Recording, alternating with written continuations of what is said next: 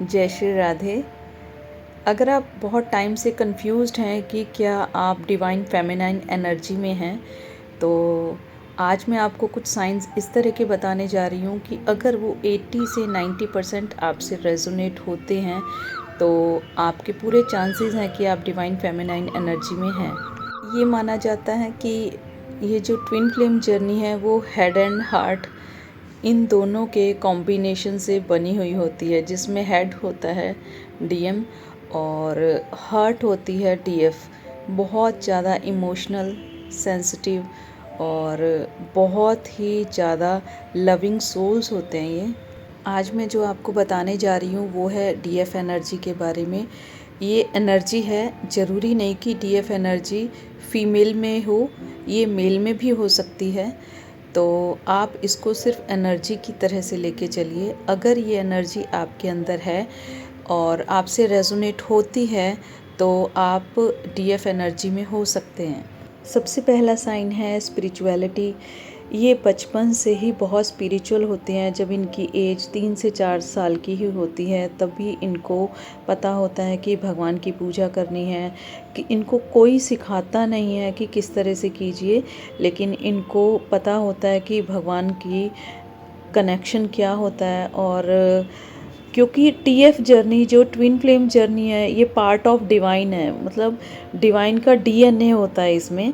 तो इस वजह से जब ये ट्विन फ्लेम जर्नी में डीएम होती हैं और इनकी अवेकनिंग होती है, तब ये डिवाइन इनका एक्टिवेट होता है।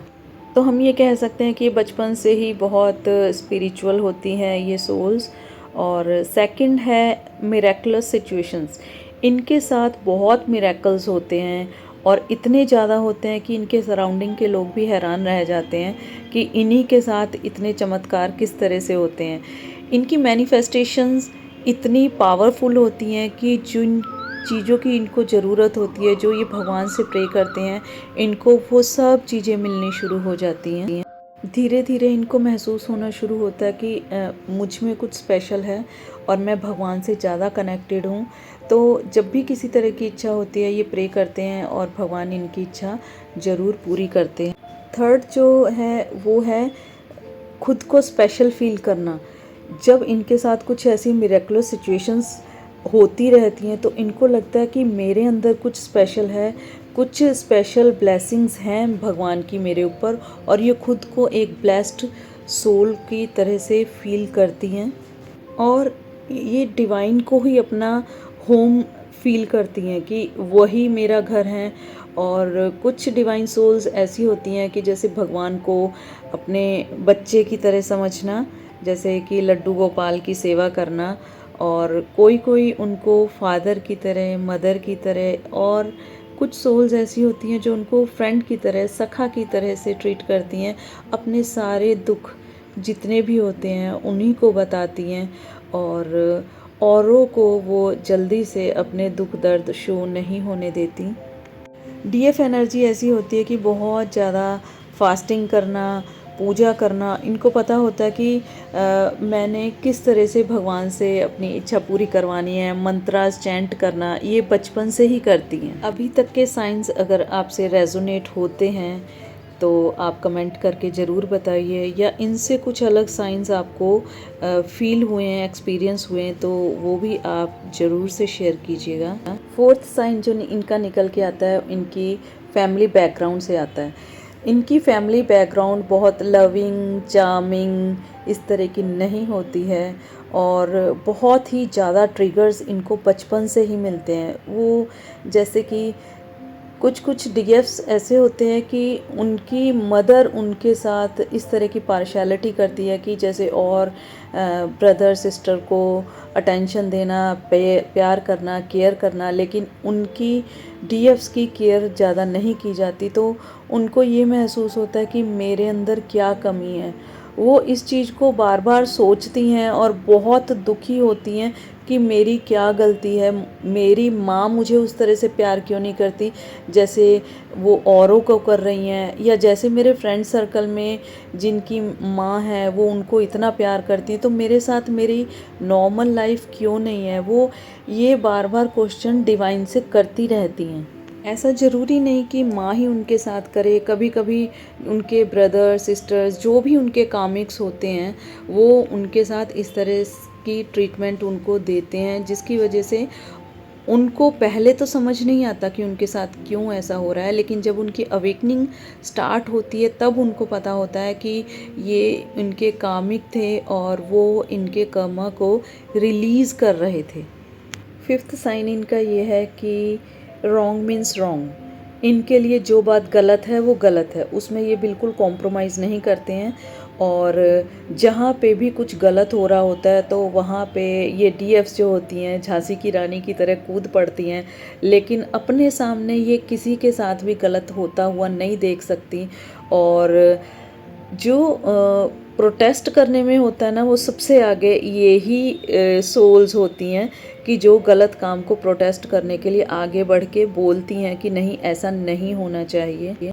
बहुत ज़्यादा स्ट्रेट फॉरवर्ड होती हैं और जो बात कहनी है इन्होंने मुंह पे ही कह देनी है। इसी वजह से इनके जो रिलेटिव्स होते हैं या फ्रेंड्स होते हैं तो उनको लगता है कि इनको मैनर्स नहीं है या किस तरह से बोल रहे हैं, लेकिन इनको इस चीज़ का फ़र्क नहीं पड़ता। इनको ये पता होता है कि मैं गलत बात को बर्दाश्त नहीं कर सकती तो नहीं कर सकती। सिक्स्थ पॉइंट है फील्स लाइक स्पेशल।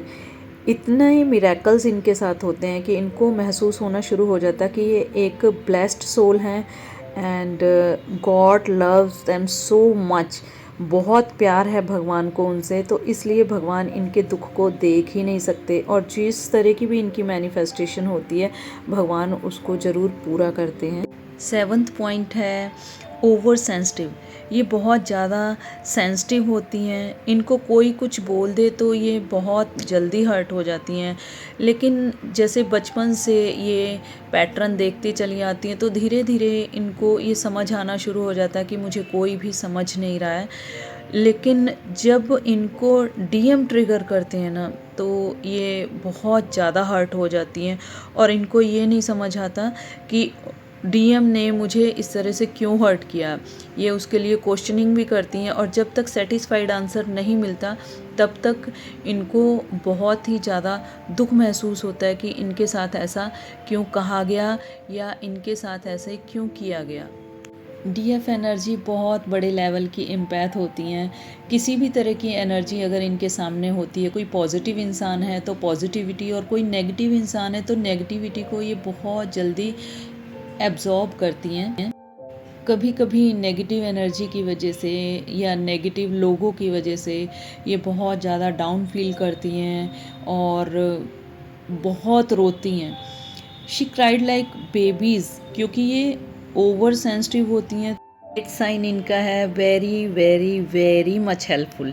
ये बहुत हेल्पफुल होती हैं, ये कभी किसी को भी दुख में नहीं देख सकती। अगर किसी को दुख है तो ये उनको समझाने की कोशिश करती हैं और जब तक सामने वाले को पॉजिटिविटी फील ना हो तब तक ये खुद ट्राई करती रहती हैं कि उस इंसान को पॉजिटिव करें कि जो अभी दुख में है। और हेल्पिंग नेचर इनकी इसलिए होती है क्योंकि इनको पता होता है कि इस अर्थ पर इनका सोल कॉन्ट्रैक्ट है और उस कॉन्ट्रैक्ट को पूरा करने के लिए ये ज़्यादा से ज़्यादा लोगों की हेल्प करने की कोशिश करती हैं। सिर्फ इंसान नहीं, पशु पक्षी जो भी इनके आसपास होते हैं उनको जैसे दाना देना या अगर कोई पक्षियों को या पशुओं को परेशान कर रहा है तो उसके लिए भी ये लड़ने के लिए तैयार हो जाती हैं, क्योंकि ये कभी किसी के साथ गलत होता हुआ नहीं देख सकती। नाराज़ भी बहुत जल्दी हो जाती हैं और मान भी बहुत जल्दी जाती हैं। अगर कोई थोड़ा सा इनको मनाए या सॉरी बोल दे तो ये बहुत जल्दी मान जाती हैं। नाइन्थ साइन इनका है जॉयफुल सोल। ये बहुत ही जॉयफुल सोल होती हैं, भले ही खुद इतने फैमिली से, रिलेटिव से, फ्रेंड से ट्रिगर होती हैं, लेकिन ये बहुत जॉयफुल नेचर की होती हैं, हमेशा खुश रहती हैं और अपने आसपास के एनवायरनमेंट को भी उतना ही खुशनुमा रखती हैं, जिससे कि इनको आसपास कहीं कुछ दुख ना दिखाई दे और खुद चाहे कितनी भी दुखी हों, लेकिन ये कभी भी किसी को जल्दी से शो नहीं करती कि ये दुखी हैं। ये उसी तरह से हंसी मजाक करती रहती हैं जब तक एक स्टेज ऐसी नहीं आ जाती कि ये ब्लास्ट होने वाली हो जाए, तब तक ये अपने दुख को बिल्कुल शो नहीं करती हैं। 10th साइन है इनका मी टाइम। इनको सबसे ज़्यादा अच्छा लगता है अपने ही साथ टाइम स्पेंड करना, नेचर के साथ टाइम स्पेंड करना, इनको वही अच्छा लगता है। ये ज़्यादा सोशल नहीं होती हैं, ऐसा नहीं कि बिल्कुल सोशल नहीं होती, पार्टीज़ वगैरह अटेंड नहीं करती, लेकिन औरों के कंपैरेटिवली ये अकेला रहना ज़्यादा पसंद करती हैं और भीड़ भाड़ से खुद को दूर रखने की कोशिश करती हैं। धीरे धीरे इनका फ्रेंड सर्कल भी कम होना शुरू हो जाता है। इसका मतलब ये नहीं कि इनका फ्रेंड सर्कल नहीं होता है, इनके कॉन्टैक्ट्स बहुत अच्छे होते हैं और बहुत अच्छे लोगों से होते हैं, लेकिन ये खुद को अकेला रखना और अकेले रहना ही ज़्यादा पसंद करती हैं।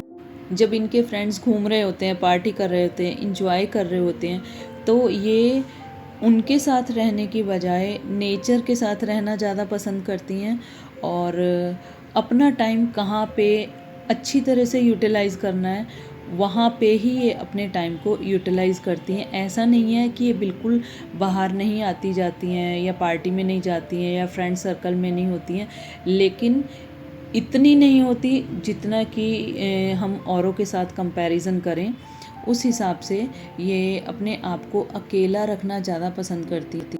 11th साइन है कि ये मल्टी टैलेंटेड होती हैं, एक से ज़्यादा काम में एक्सपर्ट होती हैं, जैसे कुकिंग करना, डांस, आर्ट या किसी भी तरह के जो टैलेंट्स होते हैं वो इनमें बहुत होते हैं।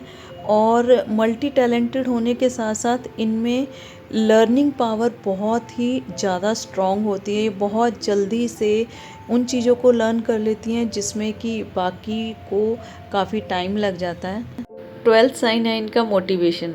ये बहुत मोटिवेट करती हैं और अगर इनको लगता है कि सामने वाला सैड सिचुएशन में है, तो ये पूरी कोशिश करती हैं कि उसको उस सिचुएशन से बाहर लेके आएँ, उसको अलग अलग तरह की सलाह देनी और अलग अलग तरह के सॉल्यूशन बताने, ये काम ये बहुत खुश होकर करती हैं और इनको लगता है कि बस ये दुख से निकल जाए तो मेरा दुख भी कम हो जाएगा। इस तरह का एम्पैथ होता है इनका। और कभी कभी तो ऐसा भी हो जाता है कि इनको अपनी इस नेचर की वजह से काफ़ी सुनना पड़ जाता है, क्योंकि सामने वाले कभी कभी इस तरह से सुना देते हैं कि आपसे किसी ने सलाह मांगी या दूसरा कभी कभी सुनना नहीं चाहता, तो ये फिर भी हम कह सकते हैं कि जैसे शेमलेस सेल्फ प्रमोटर होते हैं, ये उस तरह से फिर भी मोटिवेट करती रहती हैं। और जो 13th साइन है इनका वो है नेचर से प्यार। नेचर को ये इस तरह से समझती हैं कि जैसे ये खुद ही हैं। ये प्लांट्स को और एनिमल्स को और बर्ड्स को इतना प्यार करती हैं कि कभी कभी ऐसा होता है कि कई लोग बैठे होते हैं, उनको बर्ड्स की या उस एनिमल की लैंग्वेज समझ नहीं आती, लेकिन ये बहुत जल्दी से उसकी लैंग्वेज समझ के उसको हेल्प करती हैं और उसको, इनका जो केयरिंग नेचर होता है ना, वो उसकी वजह से जो ये नेचर होती है ना, इनकी तरफ खुद से अट्रैक्ट होने शुरू कर देती है। कभी कभी ऐसे ही होता है कि ये बैठी होती हैं, बटरफ्लाईज इनके पास आती हैं या डॉग्स और इसी तरह से बर्ड्स इनके पास आके बैठ जाते हैं, उनको डर नहीं लगता है। तो इस तरह से इनकी एक ऐसी नेचर होती है कि जो सब इनकी तरफ अट्रैक्ट होते हैं। जो 15th साइन है वो इनका अवेकनिंग के टाइम पे दिखाई देता है, क्योंकि ये खुद को लोगों से और बाहर वालों से छिपा के रखती हैं, अपनी इमोशंस को जल्दी से शो नहीं करती हैं। लेकिन जब अवेकनिंग का टाइम आता है तो धीरे धीरे इस तरह की इनको यूनिवर्स से गाइडेंस मिलती है और इस तरह से इनके लिए न्यू डोर्स ओपन होते हैं कि ये खुद ब खुद फेमस होना शुरू कर देती हैं।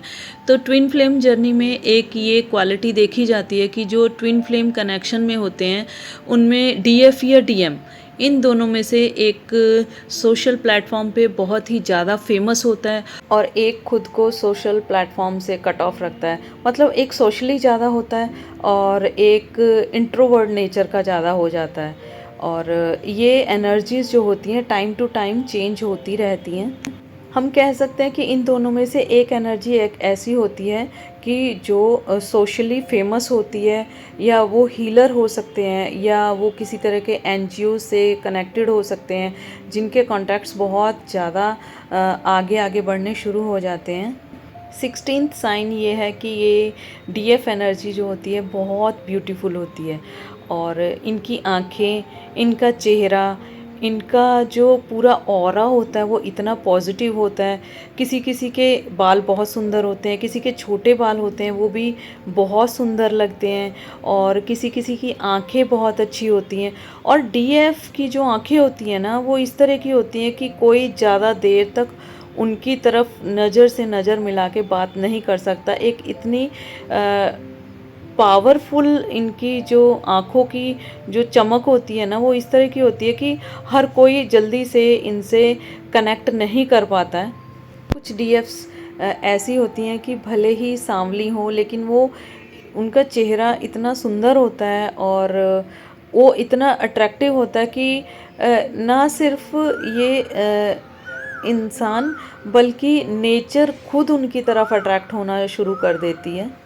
और इनकी अवेकनिंग के बाद जो इनके अंदर चेंज आता है ना, उसको देख के इनके आसपास के भी बहुत हैरान रह जाते हैं कि मतलब इतना चेंज किसी में किस तरह से आ जाता है। कुछ डीएफ्स ने मुझे फीडबैक में भी बताया अपने कि इतना ट्रांसफॉर्मेशन उनके अंदर आ जाता है कि वो खुद सरप्राइज रह जाती हैं कि वो इतना कैसे चेंज हो सकती हैं।